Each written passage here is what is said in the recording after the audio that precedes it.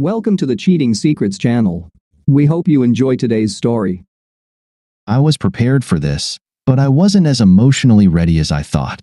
Disregard, disrespect, absolute refusal when it came to any kind of closeness. Everything pointed to the same thing. Either she had a romance in mind, thinking about a romance, or she was simply tired of being my wife. It's like I decided to lose her. Over the past few months, she started to find it easier to accept. What I didn't understand was why she just didn't leave. I mean, why drag it out? Just say goodbye and live your life. I didn't transfer any money because we didn't have much. We lived in a debt-free house, but only because it belonged to my grandmother, and we moved there after her death. I already saw signs back then that I didn't like, so I talked to my parents, and they agreed to put the house in their name at least for a year, just to be safe. We had our own house, a bank account, and we lived there for 6 years before Sandy one evening drank too much wine and fell asleep, leaving dozens of candles burning, one of which was too close to the curtains. The fire alarm woke her up, and she managed to escape, but by then, the entire living room was engulfed in flames. The firefighters arrived around the same time as me, getting ready to fight the fire, when I told them about the collection of weapons and all the ammunition I kept. Around that time, there were a few shots, so they retreated to a safe distance and let it burn. One of my best friends was the captain of this particular station, and he wrote that there was no clause about infidelity in the insurance policy because they paid us, leaving us a clean sum of around $30,000. It was more than I thought we would get, so we took it and moved to my grandmother's house. We still had about $20,000 left, and she would get half of that, enough to start living in a decent apartment. I would stay where I was. I did a few more things, and if we part ways, she will be very disappointed. As I said, I expected this. I just didn't expect everything to go so calmly. I worked the night shift. My hours were later than hers. It was winter, and it was quite dark in my area. I noticed her car wasn't in the garage, and the porch light wasn't on. I went in, calling her name. She didn't answer, and I found her at the vanity table, applying makeup. She was wearing an LBD, not the one I was used to, completely new, with a higher hem and a lower neckline. I watched her for a few minutes as she ignored me. "Are we going somewhere?" "No, it's me. I have an appointment." She was waiting for an explosion, but it didn't come. I just stared at her until she became nervous. "Did you hear me? I said I have an appointment. I'm meeting another man." No. "What?" I said no. No means no. You can meet anyone you want, sleep with anyone you want, as soon as you move out. I'll file the papers as soon as I can. But you won't do this while we live under the same roof. Why don't you pack a few things and stay somewhere else for a few days? Give me time to sort everything out, and then we can discuss how to divide everything. Her laughter seemed almost mocking. "I won't leave. You will. I like this house, and when it becomes mine, I'll decorate it how I like. If you prove you're a cuckold, at least I'll get a bigger share of the money when we have to sell. Do us both a favor. Move back in with your parents until this is all over." No. "You need to leave." "Oh, I'm planning to, in about 30 minutes. Don't come here when I'm back, or I'll call the police. I'm sure I can come up with something to get you thrown out. I heard they'll hold you for 48 hours for domestic violence. By then, I think I can change the locks and get a restraining order." She was a bit shaken when I smiled. "Whatever you think, don't do it. I'm serious, Henry. This is final. You're overstepping now. Life is tough, and then it gets tougher. And now, if you'll excuse me, I need to sort out this lipstick. This bright red has to be the perfect shade. He should complement the ring around the base of his tool. What do you think?" I just smiled and left the bedroom. I knew she didn't have the courage to ask him to take her, which meant she was planning to meet him. I walked through the garage, grabbing an aluminum baseball bat I used during the summer. For Good Swings took care of her car's front and rear lights.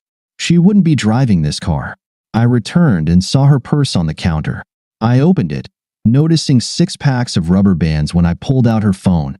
Not wanting to tidy up, I took it to the garage, removed the battery, placed it on the workbench, grabbed a hammer, and smashed it into 3 pieces. I reassembled the phone without the battery and tossed it back into her purse.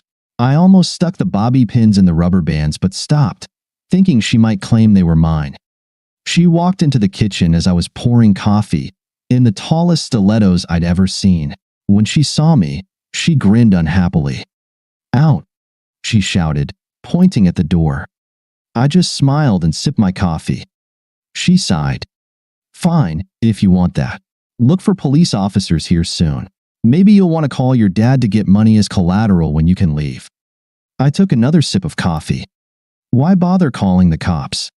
I didn't threaten you, didn't raise a hand to you. All I did was refuse to let you kick me out of my house. It's not about calling the cops. You threatened me when I asked for a divorce and insulted me. I fear for my life. They always believe the woman. I'm not joking, Henry. You have about 30 minutes until I call. She paced back and forth as far as she could with those stilettos. 5 minutes later, her yelling could be heard through the door. She burst in, and her expression made me slightly nervous. "You monster! What have you done to my car? Why are you assuming I damaged your car? You shouldn't leave it parked on the street like that." For a moment, she just stared at me. "Don't play dumb. I'm just going to call him to come get me. I'll even let you see me kiss him when I leave. Don't be surprised if you don't see my head when we're gone." It was my turn to make her nervous when I chuckled. "Sure, call him. It will give us a chance to get to know each other better. I could tell him what a lunatic you can be. Hopefully, he doesn't have any long-term plans because in the end, you're proving to him that marriage vows mean nothing to you." Her voice rose a few decibels when she realized her phone wasn't working. Fuming, she stormed back in heels. "Have a nice evening," I said, smiling. "You piece of crap. You'll get what's coming, you monster." I could still hear her yelling as she walked down the street. It was almost too much when I saw her banging on the first door and not being let in. She must have repeated this half a dozen times until she realized that no one was going to help her. "Thank you, Mom." I called her when I figured it all out, and she called all the neighbors. I was well known and well liked on this street. Her, not so much. I knew she would soon come to the phone, so I sat back down and waited. It took the police about 20 minutes to answer. I didn't know it then, but she returned, staying in the shadows, waiting for the police to arrive. I knew one of the officers, a girl I graduated high school with. I invited them in, offered them a cup of coffee. They seemed nervous. "Let me guess. You're here about a domestic disturbance call. See broken furniture? See scratches on the door frames, torn clothing?" They nodded. "So why do you think there was any disturbance?" "She said you threatened her, Henry. Said you were going to ruin her life when she told you she was leaving. I'm sorry, Henry, but the law is clear. We have to arrest you." God, this sounds serious. How serious is making false accusations? The male officer spoke up first. "If you have any evidence of this, now would be the time to show us." So I showed them a video taken with a mobile phone camera. Both officers frowned. "Well then, that gives you a lot of options, Henry. Giving false testimony isn't in your hands, it depends on us. However, you can use the video to get a restraining order. You can clearly hear her saying, 'You'll get yours,' a clear threat if we've ever heard one. Looks like you guys don't need to be in close proximity to each other right now. You can file the application tomorrow and use our names as evidence. In the meantime, if you have any way to secure the house so she can't return, that might be a good idea. If she does come back, give us a call. And Henry, I remember how sweet you can be when someone wrongs you. So let's not go there, okay? Let this go to court and be done with. Do you hear what I'm saying?" "Yes, ma'am, Sergeant." Sweet cheeks. "Oops, sorry. I know no one has called you that since middle school, especially since you started carrying a gun. Old habits, you know? You can't hide it under this uniform. You're still a world-class beauty from behind. Whoever is in your life right now is lucky, Heather." She blushed and left. It seems I suddenly have the ability to annoy any woman I come into contact with. The guy grinned. "Sweet cheeks, huh? You're right. She's a world-class beauty from behind. But no one will see that now. She just went through a terrible divorce. You're not the only one with a spouse who wants to date. Please don't make us come back tonight." They didn't need to come back. While I was talking to the police, my loving wife slipped into the garage with a brilliant idea to take my car. The downside of this plan was that she had left her keys on the kitchen table and couldn't get in with the police. And then she saw them. I always kept a set of monster keys on the workbench. That's what she called it when she saw it for the first time. It was an old but in perfect condition, full-size four-wheel drive suburban car from 1989. I think you could fit both of our other cars in it. We only used it when I needed to tow something with my trailer, towed a friend's pontoon for fishing 2 or 3 times in the summer, and as a snowmobile. If you were attentive, you would never get stuck. What she didn't account for was that I disconnected the garage opener chain, just in case this happened, and to not let her in. She started the beast. The sound was incredibly loud in the small space, hit the garage opener button, and waited until she thought it had risen, then released the clutch, thinking to leave as quickly as possible. She should have turned on the light, otherwise, she would have seen that the garage wasn't opening. The garage door couldn't compare to the power of the 454 or the pull of the beast's low gear. She flew backward on the sound of scraping sheet metal, right into the front of the police car. She had enough momentum to push the car back several feet, causing significant damage to the front. Heather reached for the car door as the beast burst out of the garage. Another 5 seconds, and everything could have ended very badly. Her partner wasn't as lucky. He had opened the door and was about to get in when she crashed into the patrol car, knocking the door down about 10 feet down the driveway. Heather had red hair, and I knew well that her personality matched her hair. While I rushed upstairs to check on Officer Jones, she was pulling my loving wife out of the beast by her hair, shouting the whole time, "Get on the ground, you beast! Now!"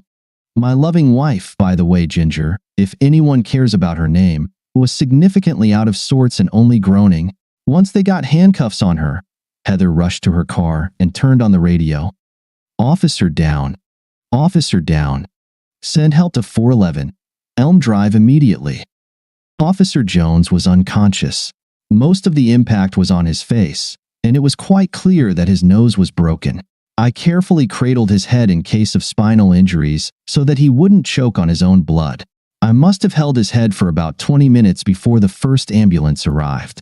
10 minutes later, it looked like a police gathering. All the on-duty officers were there.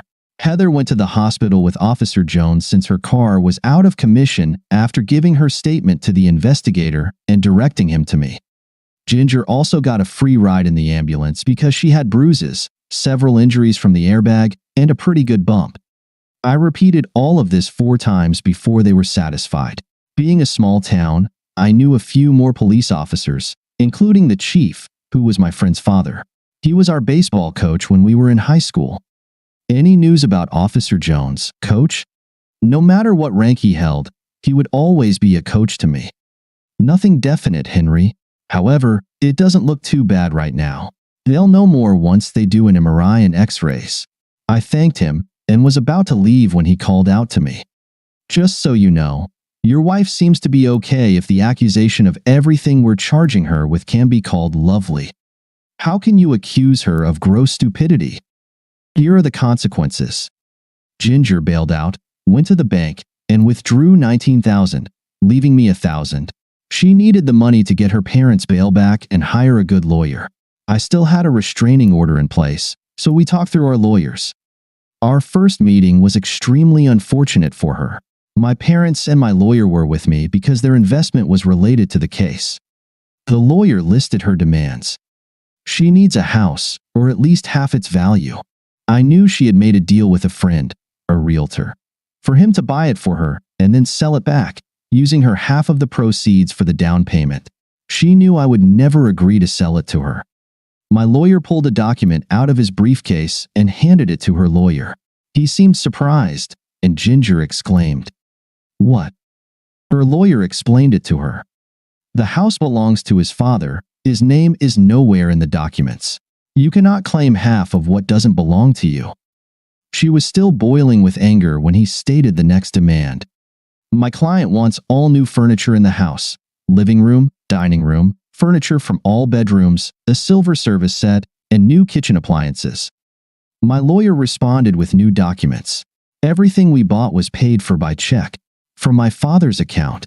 We would pick something out, I would drive her home, pick up Dad in his truck, he would write a check, and I would give him cash. I'm afraid all the furniture taken on rent belongs to the homeowner. None of this is public property, but he agreed to let you choose one of the bedrooms, I suppose, for nostalgia.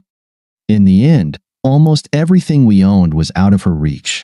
I fixed her car the following weekend, bringing it to her parents' house when I found out they had left, trying to post bail for their daughter.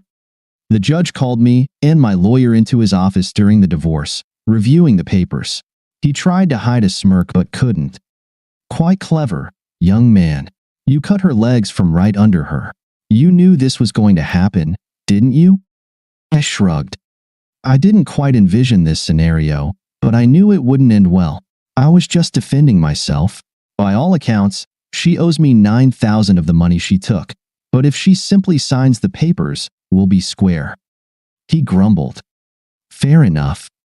Returning to the courtroom, he told Ginger that everything was documented and legal, and he couldn't do anything about it, but I had agreed to let her keep all the money she took if she agreed to the divorce. If not, I would demand it back. She was furious, but she had no choice. The judge banged the gavel, and I became a free man. She had to forget about me and focus on her other problems. Filing a false statement with the police. Assaulting an officer in a car. She got lucky and ended up on probation for a year. I ran into her a month later at Walmart. She wanted to talk, so we ordered drinks at the cafe and sat down. It took her a minute to find her voice. Why were you so cruel to me? I could ask the same question. When did you decide to give up on our marriage? You could have just left instead of making the last few months so miserable. And what was the reason for shoving your date in my face? You lived with me long enough to know I won't just give up like that. She sat silently for a minute before speaking. I wasn't happy, and I haven't been happy for a long time. I hated when our house burned down, hated moving here, hated leaving our friends behind. Maybe that's where it all started. Looking back, I realize you're a good guy, and I should have just talked to you. That's probably the dumbest thing I've ever heard from you. I didn't want to go back home either. I liked where we lived. If you had given me even the slightest hint that you wanted to stay, we could have taken the insurance money and bought something else. Even after we moved, we could have still gone back. I think maybe that was part of it, but the truth was you wanted out. Why all the song and dance in the end? I know it wasn't solely your fault, but I blamed you for everything. In reality, I didn't care about anyone else. I just wanted to hurt you. I regret how I behaved. You were right. We should have just discussed everything and parted ways as best as possible. I stood up, concluded. Well, that was enlightening. You need to see someone, Ginger. You really messed up. I heard you're going back home, so I doubt I'll see you again. Try to live a worthy life, and if you fall for someone else, use our experience as a learning tool. I didn't say goodbye, just left. I saw her 4 years later when I returned for a friend's funeral. She looked almost the same, maybe 5 pounds heavier, with longer hair. She saw me and smiled, but we never talked. That suited me. Better to leave the past in the past. About 2 years after all that mess, I ran into Sergeant Sweet Cheeks at the shooting range. She was in jeans, and she still had a killer backside. We talked, and I learned she was engaged to Officer Jones, who had fully recovered. He got a pretty good payout from my car insurance, and they planned to use it for a down payment on a house. 18 months later, I saw her again and asked how she liked marital bliss. She snorted. Seems he didn't have as high an opinion of my backside as you did. I caught him, and the backside belonged to another man. We didn't part on good terms. I'd say I'm sorry, but I'm not. She looked surprised. And why not? Because now you're single again, I hope. I never got a snap at that sweet backside in high school. This could be my chance. And just so you know, even if it's a world-class backside, I like everything attached to it, including your brain. I heard you're a detective now. Can you use that excellent brain power to figure out what I'm thinking? She blushed slightly before laughing. If it's what you're thinking, I'll have to arrest you. Sex from behind is still illegal in 9 states. It was my turn to shine, but I smiled. Is that one of them? No, you're lucky. If you really like this excellent backside and you're ready to treat me the way I deserve, you might find that I'm willing to share what I really like with the right man. Pick me up at 7, wear a suit, and don't talk nonsense. And now shut up and act. I showed up right at 7 in my best suit. I don't know if it's genetics or training, but even as silly as I can sometimes be, I knew better than to complain about that. I didn't put her to bed until we got married, 9 months after our first date. All I can tell you is that it was worth the wait. And now she's Captain Sweet Cheeks.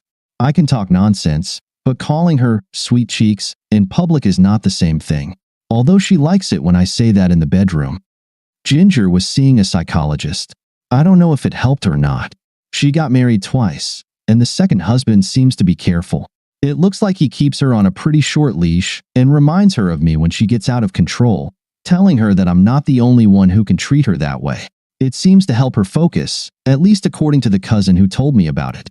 All I can say is it's good for her. Our daughter Kelly got married today. Our wedding gift to her was my grandmother's old house. Heather never liked it, and when her parents died, we moved into her house, a large 2-story old farmhouse. Our son Mark will inherit it when we depart this world, which I hope won't happen anytime soon. After Kelly left for her honeymoon, I surprised my Sweet Cheeks with tickets to one of those ocean cruises, a gift for our 25th wedding anniversary. She always wanted to go, and finally, I saved enough money to invite her along. 2 weeks of traveling through Europe, her dream vacation. It brought me real love and a rare shot in her back door. She says she likes it, but I think she does it just to please me, and despite my numerous flaws, being a selfish jerk doesn't seem to be one of them. So I only take what she decides to give, and I'm happy with that. It's time for me to go. Sweet Cheeks is calling me back to bed, giving me a little blue pill and a glass of water. It looks like it's going to be a very nice vacation. Thank you for being with us and listening until the end. If you found it interesting, please subscribe, give us a like, and leave your comments. And we'll see you on the Cheating Secrets channel.